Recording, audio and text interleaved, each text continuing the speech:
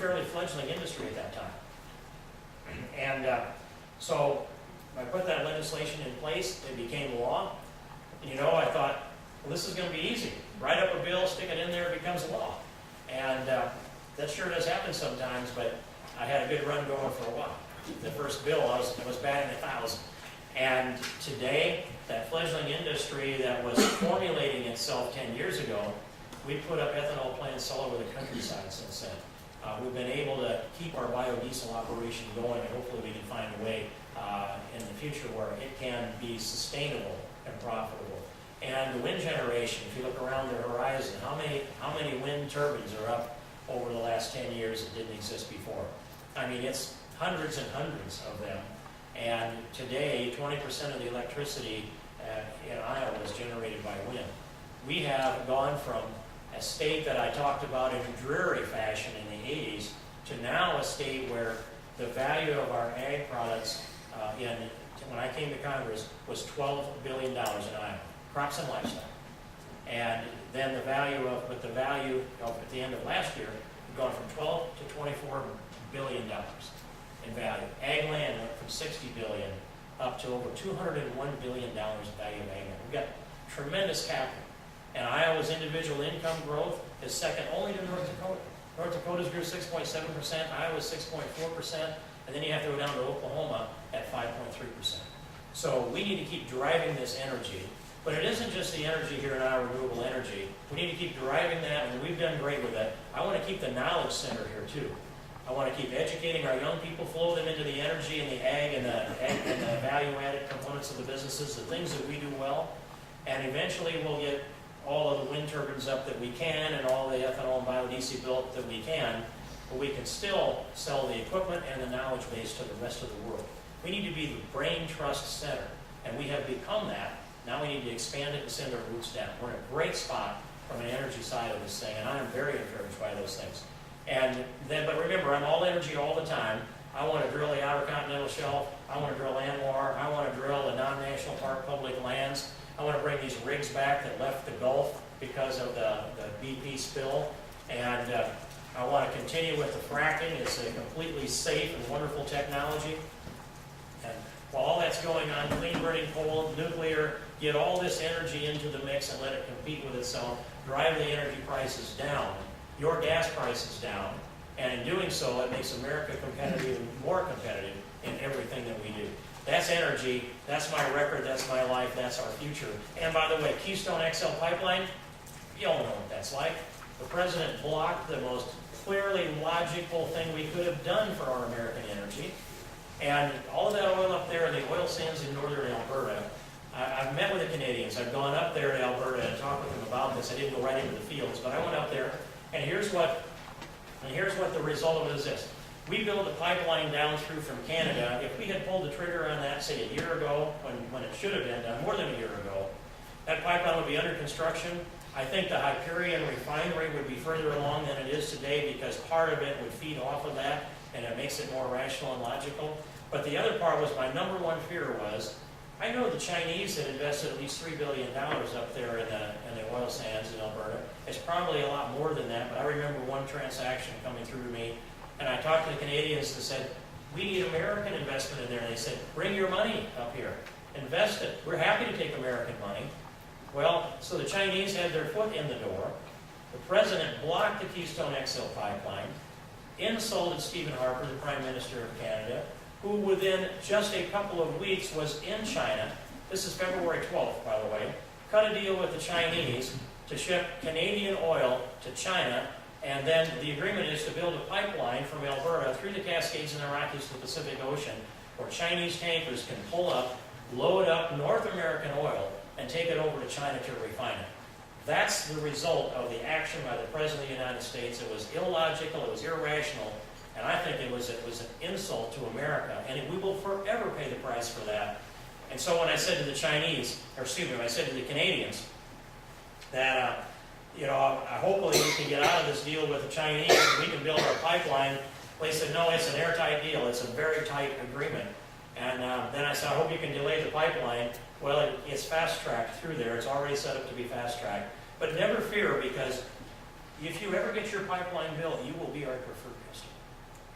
Well, preferred customer is the one that outbids the other customer, isn't it? And so we will be bidding, if we get Keystone XL built, and we will get it built if we get a new president, we'll be bidding against the Chinese for North American oil. It could have been exclusive, we could have been the exclusive customers of that North American oil. Now we'll be bidding against the Chinese. They're ahead of us. We've got to hustle to get into the competition just to bid against them.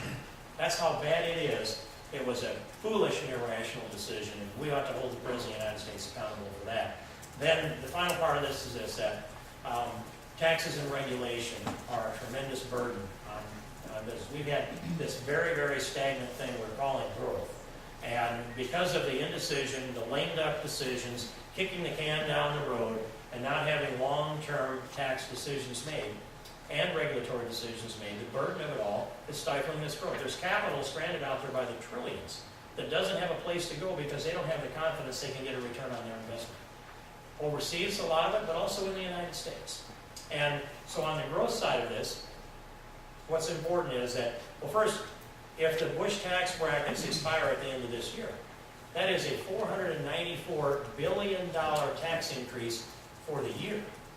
So you know what that is. You multiply that times 10 to figure out the tax. I mean, it's roughly a $5 trillion, that'd be the number, wouldn't it? $5 trillion tax increase over 10 years. Not quite, a little less than that. And so with that tax increase hanging on the horizon, who's going to invest money? And so we have to get reliability and certainty in the tax program. The regulations just keep growing because you've got thousands of highly paid bureaucrats that go to work every day to try to figure out how they're going to nanny state us into submission. And so I have a bill that's going to require all rules to have an affirmative vote of the United States Congress before they can have the force and effect of law. And it brings back the existing rules so that 10% a year have to be voted on, and they'll all sunset. No rule will be able to last more than 10 years. It has to be refreshed by an affirmative vote from Congress. That's the direction and the mission that's here. That's just some of the things on my mind, and I kind of thought I'd tell you all that in about 10 minutes, but yes, I didn't get her done. So anyway, I just appreciate so many of you. I see faces and friends. We've worked together for years, 15, 16 years, that I can think of just in this elected office part of it, and friendships that go back deeper than that. I'm so grateful to Sac County for the support you've given me throughout all these years, and I'm hopeful that I'll be up to the task for the next 2 years. I didn't say much about Christy Vilsack. I don't really know what she stands for. I just know they get up every day and try to figure out how they're going to attack us. That must be her job. That's what she pays people to do. I'd like to know what she would like to do, rather than just make a career out of attacking Steve King. So, thanks for your attention. I'm open for questions and comments, and happy to get engaged in all of this. But I appreciate you being here and taking the time to be here today very much. Yes, Doc? You said that under Obama, the national debt went from roughly 10 to 15 trillion. Mm-hmm. What happened during the George Bush years to that? Do you have those figures? I don't have them committed to memory. There was an increase, and it was by percentage or dollars not comparable, but there still increased too much. The debt ceiling was increased several times, I think, under the 8 years of George Bush. But let's see, I would have to look that up to tell you what that number was, what it was to the Bush administration when he came into office. I don't know that answer, but I can tell you that we came within $160 billion of balancing the budget in 2006 or 7 during the height of the Iraq War. We came that close. And now it looks pretty easy. I could find you $160 billion and balance the budget before the end of the day if we could get that close. And, we should have. We should have had a higher priority on balancing the budget. We should have had the intensity that the state has, that the county has. No red ink and live within your means. When you're the richest nation in the world, why do you have to borrow money? If you can't get by in these times on the money that we have as the richest nation in the world, and how in the world can we ask other countries to live within their means? And who's going to pay this debt? It really is. All the little kids are home or in school today, but we're mortgaging their labor. The collateral on this national debt is the labor of our children and our grandchildren and and babies yet to be born. And our share of the national debt's right at $51,000. And if you're a taxpayer, there's only about half of us that have a federal income tax liability. That means that your share is about $102,000. That's the scenario that we're in. I can look that number up for you, I just don't have it in No, mind. I just Okay, thought maybe you had one. thank you. Other questions? Yes? Congressman, there seems to be increasing growth in government officials on all levels, on both sides of the aisle, believing that it's their position to create jobs. What is your stance on that, and is it better for public officials to be creating jobs rather than creating the environment for businesses to grow and create jobs? Well, I'm pretty clear on that. There are people that think that government creates jobs, and there are even Republicans that think government creates jobs. But I'm one who believes that we need to have a low, stable tax policy that's predictable, and a minimum amount of regulations. But if you can't have a minimum, you can't have an increase, and it's got to stay predictable. And then businesses here's another thing you'll hear is Democrats for a long time, Republicans for, I'll say, 3, 4, 5 years, have gotten into the same mantra. Jobs, jobs, jobs, it's about creating jobs. And just back up a minute. It isn't about creating jobs. It's about getting a return on capital so that investors have the prospects of being able to expand, invest in new technology, train and hire good people and pay them good wages with a reasonable benefits package and expand their operations. And are they doing that because they're humanitarians? Some of them. But they're also doing it to get a return on investment. And so we have to have profit. And when you look at the difference between government and the private sector is where the growth is. And when you tax the growth to grow the government side of this, you're really starving the goose that lays the golden egg. The private sector is the goose that lays the golden eggs. And we've got to take care of that goose. And if we get that, if we get it into our head that somehow government can micromanage all of this and turn it into a stronger and a better economy, or if you get into the European mindset, and I've sat there with the Europeans and talked economic development a lot. I've been on exchange programs back and forth. They sit at the table in places like Germany, for example, and they don't know how to put together a business plan without having government, labor unions, and capital all sitting there together figuring out how are we going to make this work for ourselves. Well, here in America, we're free enterprise capitalism. So we look at it like, I've got $100,000, I don't have it, but let's say if I have $100,000 to invest, where can I put that and get a return on my investment? And if I could buy some shares in a mutual fund or some stock shares and think I'm going to get a return, I might do that. I might put it into a CD and get a tiny little return, put it into a Swiss bank and pay them to keep my money. There's a little of that going on too, where the inverse of that just a safe place to keep your money, you have to pay a little bit of marginal interest in some Swiss banks. But the other thing, this happened to me. I look around, where's the best place for my money? Well, it was always in King Construction because I could control it. And in doing so, I get jobs, roads, dams, levees. You've seen a lot of the projects we've done around here. What was that about? We wanted to be able to make money, build a capital base, and one of the best things you can have to help you do that is a really good, well-trained workforce that's efficient, that thinks ahead. So all the incentives are there for free enterprise, but it's not government. That's mostly Democrats get that wrong, but some Republicans do too, and I'm glad you brought it up, Tom. Actually, we have time for one more question. Okay? This is a very small issue in the big picture that you have to deal with, but locally here, we have a local Sac County jail, which we also house for Calhoun County. And we're now hearing that there's going to be a federal mandate that we have to be gender specific in our hiring for the jailers. Only females can watch females, only males for males. Currently, we have a very high ratio of female jailers because during the past history they were able to watch both male and female. We're kind of in a tough spot here. The federal government is saying that we're gonna have to be gender specific for the jailers.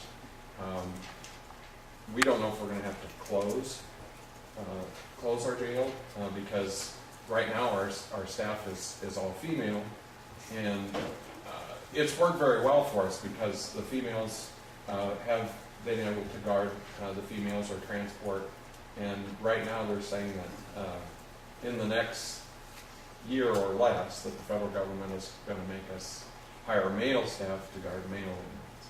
I didn't see that come through Congress. I didn't either. Uh, So I would ask you to look into it, and is there any way that you can intervene? It's just very foolish. We've got a system that works very good for us right now, and we don't want to change. Do you have any idea, Rick, what kind of a problem they're trying to solve? Yeah, it was a rape situation, and I don't know if that's in the big correctional facilities. So then, us on the very end, very bottom of the totem pole, and local county jails have to follow the same rules. And We already have laws against rape. well, that's kind of what I think. I will admit, but it's, that's more of the nanny state stuff. And it's the anti-federalism part. I mean, federalism is make the decisions as close to home as you could possibly make them. It's also the principle in the Catholic Church called subsidiarity, where when people need help, get it as close to the individual as you can. A friend, a family member, and if the friend in the family can't do it, then the people in the congregation, the neighborhood should and can't. And if they can't, then the town, and if they can't, then the county, if they can't, then the state. And if they can't, and you're really, really desperate, then the federal government could lend a little hand. We've got this completely upside down. You come down into a facility here and have the federal government write those kind of rules. You can make those decisions without their assistance, and we will look into it. I don't know that I can change it. It's another set of rules but I can tell you that what I proposed on the rules that require all rules to come before Congress for an up or down vote, there's an example of one, if they're writing into the rules now, and I presume that's what's going on. That is what's happening. There's an example where my legislation gets passed, that rule would have to come back before Congress for an up or down vote, and it might come en bloc, a whole bunch of them at once, but I could pull one like that out and make the case, and then we could force an individual vote on it or amend it. Maybe it's an exemption for small jails, maybe the federal penitentiaries want to live under a certain rule, but you don't need to do that. So, thanks for bringing that up. It's a good example of the overreach of the nanny state. I'm watching Jimmy's anxiety, but I also have, if there's another question out there, I might try a short answer if we can do it. It's a short answer. And, if not, you all mean a lot to me, and we have an intense campaign going ahead. Christy Vilsack has said that she's going to raise $3 million. She's ahead of schedule to do that as far as I know. And I think she will do that. There are at least 3 super PACs that have announced that they are coming out to come against me. One of them apparently has set up shop in Ames. We will be also setting up shop in Ames later on this week and announcing the grand opening of our campaign headquarters there. We've announced 570 county co-chairs in the 39 counties in this new district, and that is a big, strong grassroots foundation that's there. We've always run good grassroots campaigns, and we'll do that again. This time it's a nationalized campaign from the top 5 races in the country. They're watching it in Washington and all over the country. And I can tell by how the press interacts with me when I'm in Washington. They're paying attention to this race. This is not just an individual that's decided to move into the district to run for Congress, but she's the wife of a cabinet member. No one should think that Barack Obama isn't going to protect that interest. Plus, Iowa is a state Barack Obama has to win. And it's one of 7 swing states. There are only 11 states that are going to play in altogether. 7 swing states. We've got to, and so he will be in here with everything. The media will be full of presidential ads, and so will the press, and you'll be getting robocalls, and you'll be sick of what you see on television, and you won't want to answer the door. You'll want to check, I'll look out the window first. That's how it is. And I will tell you also that I will learn things about me in this campaign that I don't yet know. You are discerning, honest, common sense Iowans, and I have great confidence that you will guard my back wherever you go, because you know the truth. We lived here since Well, we lived in this same neighborhood since 1975. And there are 3 generations of Kings here and 4 generations born in this district. So our roots go down. Didn't have to move here to run. I'm very grateful I have the chance to represent you, and I'm eager to do it for another 2 years. Thank you very much.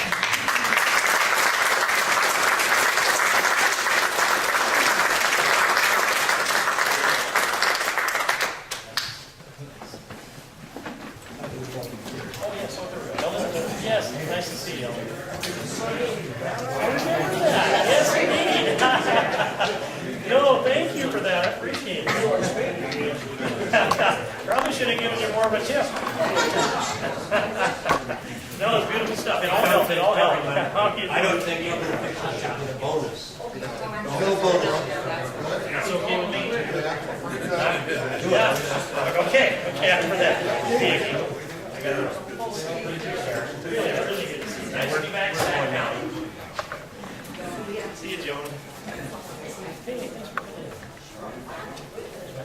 You did make it.